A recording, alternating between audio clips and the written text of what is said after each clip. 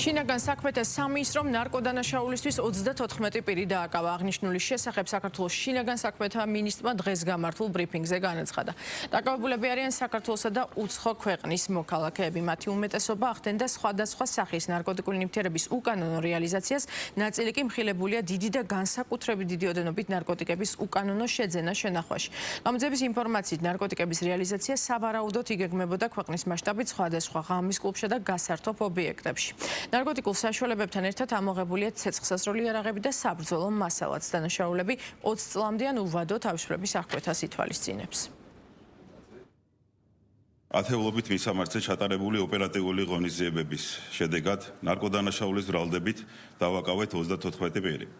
დაკავებულები არიან საქართველოსა და უცხო ქვეყნის მოქალაქეები. მათი უმეტესობა ახდენდა სხვადასხვა სახის ნარკოტიკული ნივთიერების უკანონო რეალიზაციას. ნაწილი კი მხილებულია დიდი და განსაკუთრებით დიდი ოდენობით ნარკოტიკის უკანონო შეძენა შენახვაში. აქვე დავაზუსტებ, რომ რამდენიმე მათგანი არის მსხვილი ნარკორეალიზატორი. გამოძიებით გინდება, რომ ნარკოდანაშაულისთვის დაკავებული პირები ჩართული იყვნენ ნარკოტიკების რეალიზაციის სქემებში. ისინი ნარკოტიკების გავრცელებისთვის იყენებდნენ სხვადასხვა გზასა და მეთოდს. კერძოდ, ინტერნეტ აპლიკაციებისა და სოციალური ქსელების მეშვეობით ნარკოტიკებს ათავსებდნენ კონკრეტულ ლოკაციებზე. ნარკოტიკების რეალიზაცია სავარაუდოდ იგეგმებოდა ქვეყნის მასშტაბით სხვადასხვა ღამის კლუბსა და გასართობ ობიექტებში.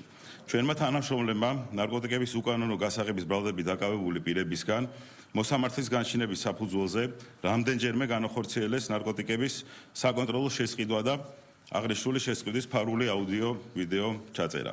დანაშაულის ბრალდებით დაკავებულების პირადი და საცხოვრებელი სახლების შრეკისას ნივთკიცებად ამოღებულია განსაკუთრებით დიდი ოდენობით სხვადასხვა სახის ნარკოტიკული საშუალებები. მათ შორის ჰეროინი, კოკაინი, სუბოქსინი, მეთადონი, ალფა-პვპ და სხვა.